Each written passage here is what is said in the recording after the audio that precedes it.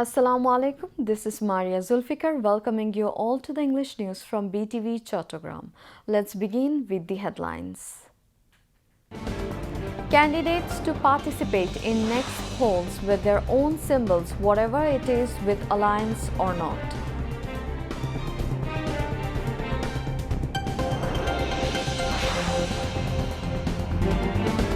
Hearing on appeal seeking to reinstate of caretaker government completed at 7th day. Hearing to continue tomorrow.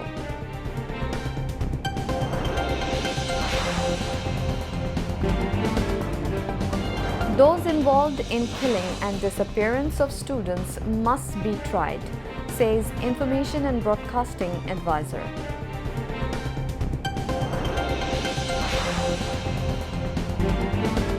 Ten-member Central Election Steering Committee of NCP formed.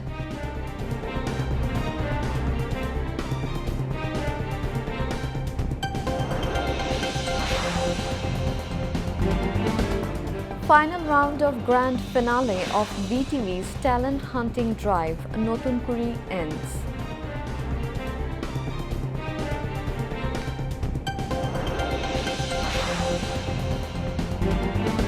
Environment pollution by polythene matters in Port City, Chattogram. City dwellers seek necessary measures.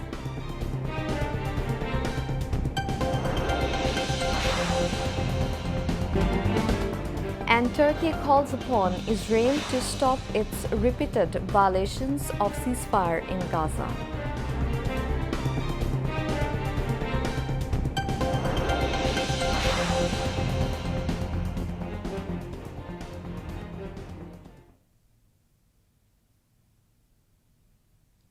Viewers, those were the headlines. Now moving on to the details.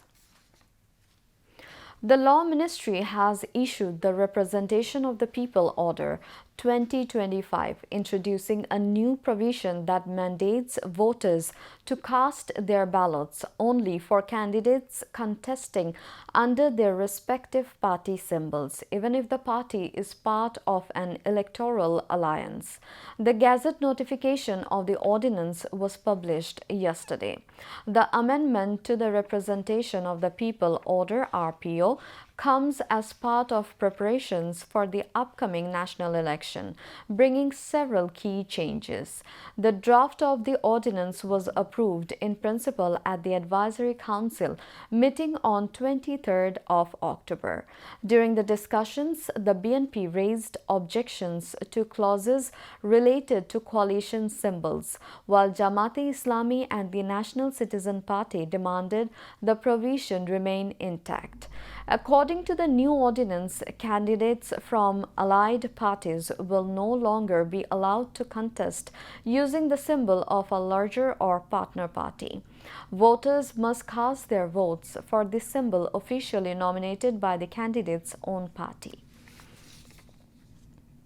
Testimony on the fourth day has been completed in the crimes against humanity case filed over the killing of two people, including Amir Hussain, who was shot while hanging from a rooftop cornice in Rampura during the July movement. The next hearing has been scheduled for November 10. The International Crimes Tribunal, led by Justice Gholam Mortuza Muzumdar, issued the order today after recording witness statements.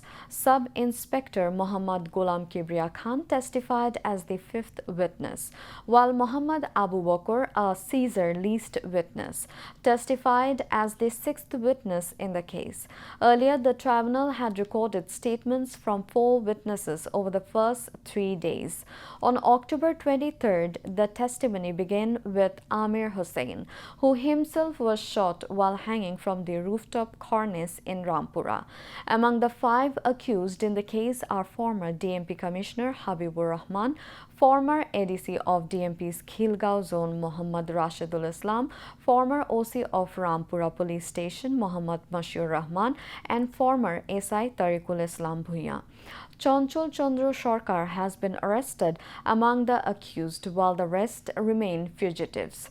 Meanwhile, in another case filed over the killing of Abu Saeed, the first martyr of the July movement from Rangpur, the International Crimes Tribunal 2 has also scheduled the next testimony date for November 10. In that case, 30 people, including former Begum Rokeya University Vice Chancellor Hasibur Rashid, have been accused. Of them, 6 have been arrested while 24 are absconding.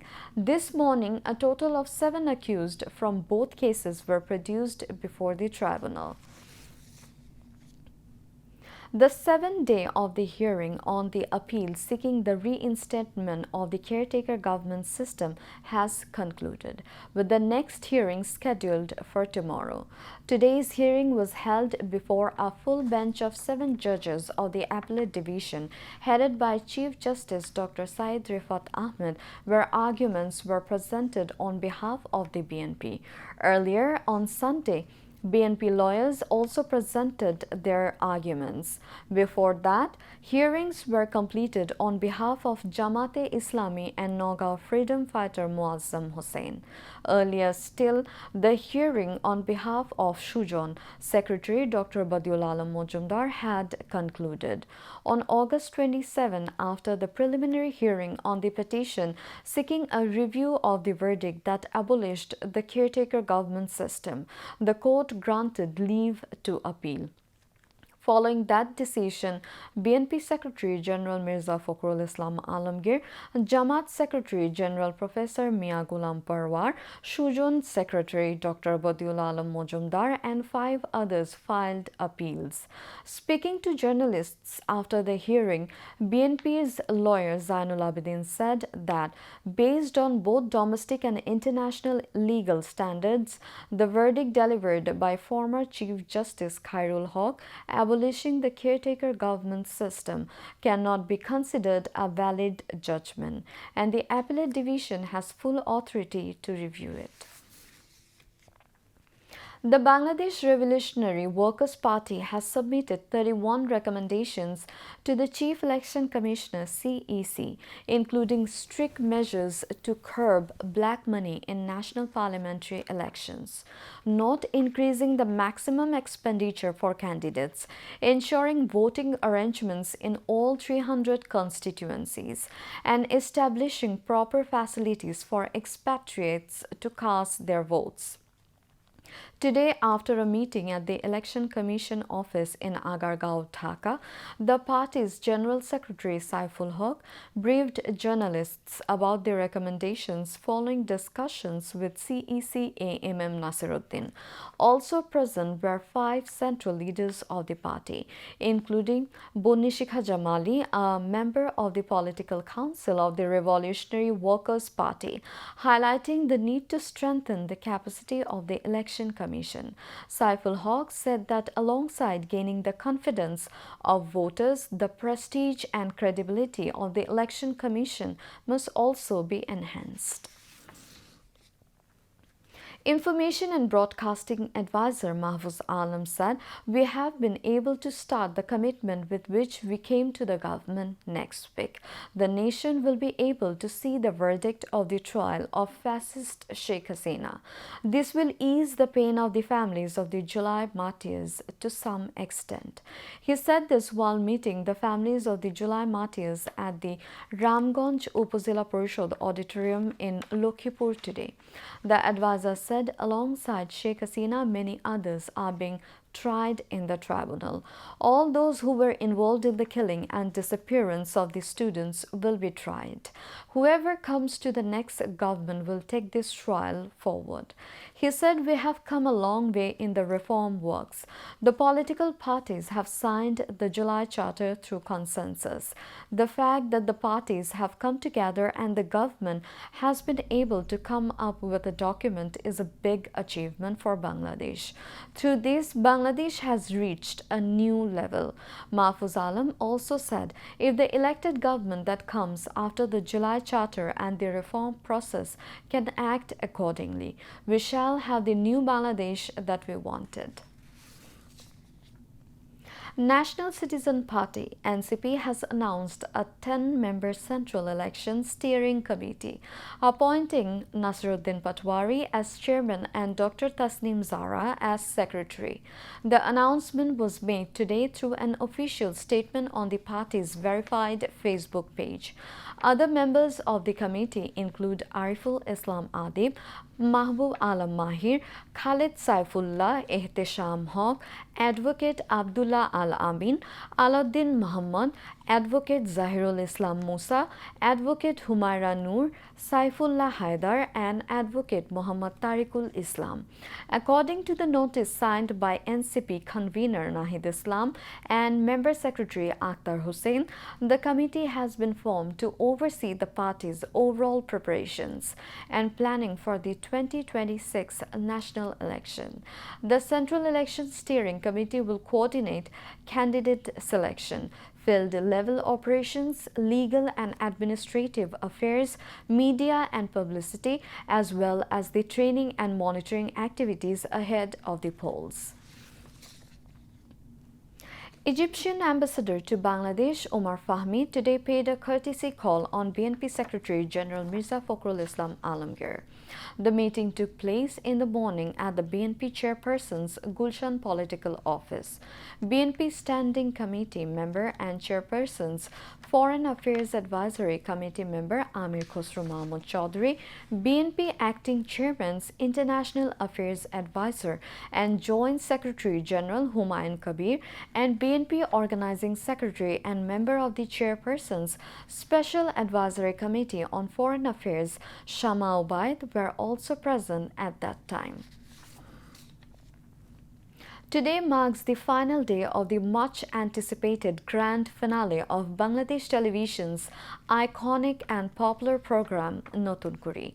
From this morning, the final round of the competition has been taking place at the BTV studios.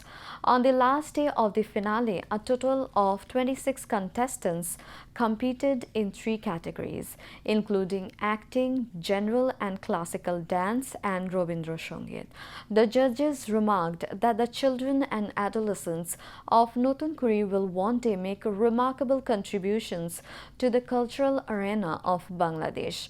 Muhammad Rokunuddin, Deputy Director General of Administration and Finance of Bangladesh Television and coordinator of the Notun Kuri cell, said that the final round has been successfully completed and the winners will soon be awarded their prizes. Launched in 1976, Notun Kuri was the first reality-style talent hunt show in the Indian subcontinent. Over the years, many renowned artists began their journeys from this platform. After being suspended for a long time, Notun Kuri has returned, retaining its original name and theme song. The massive use of polythene in our daily lives is seriously polluting the environment. Microplastics are spreading in the human body. But the use of polythene and plastic is not decreasing. Awareness is not increasing, although various authorities have taken various initiatives with a view to reducing the use of polythene. Users say effective initiatives should be taken to ban polythene so that it is not easily available. Now, polythene and plastic are scattered everywhere in the form of garbage. Polythene is available from kitchens to shops, rivers and seas. All aquatic animals, starting from fish, are being harmed due to the free use of polythene. Microplastics are also entering into the human body, causing various health ailments. This free use of polythene is destroying the environment, destroying the ecosystem.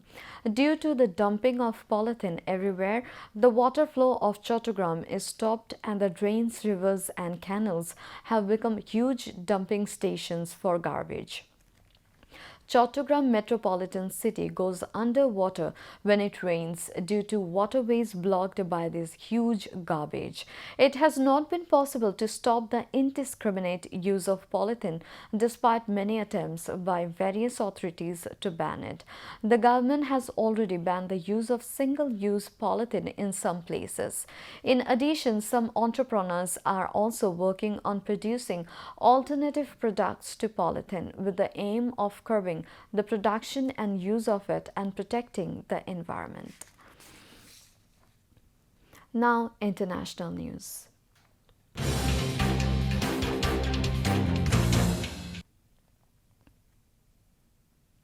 Turkey has called on Israel to stop its repeated violations of a United States brokered ceasefire in Gaza and let crucial humanitarian aid enter the embattled Palestinian enclave.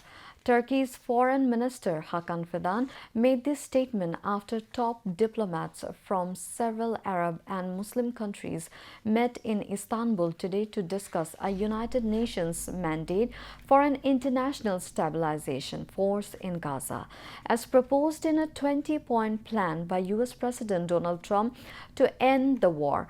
Turkey hosted the foreign ministers of Qatar, Saudi Arabia, the United Arab Emirates, Jordan, Pakistan, and Indonesia at the summit.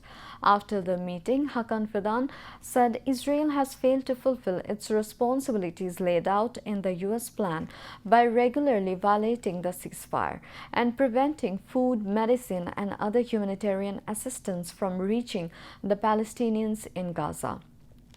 Meanwhile, Israel has released 5 Palestinian prisoners as part of a fragile ceasefire deal with Hamas, offering a rare moment of relief for the families in Gaza. The 5 men freed on Monday evening were taken to Al-Aqsa Hospital in Deir al-Balah for medical examinations. Israeli police have arrested a former military prosecutor after she leaked a video appearing to show soldiers abusing a Palestinian detainee. Major General Yifat Tomar Yerushalmi was detained overnight on Monday, according to the country's national security minister, following a scandal that erupted after she leaked a video, resigned and then disappeared. Israeli Prime Minister Benjamin Netanyahu has called the leaking of the video perhaps the most severe public relations attack on Israel since its founding. Reporting from Ramallah in the occupied West Bank, Al Jazeera's Nuruddin said the arrest of Tomar Yerushalmi has created a political and legal storm in Israel, noting the spotlight on the leaker has overshadowed attention to the original crime.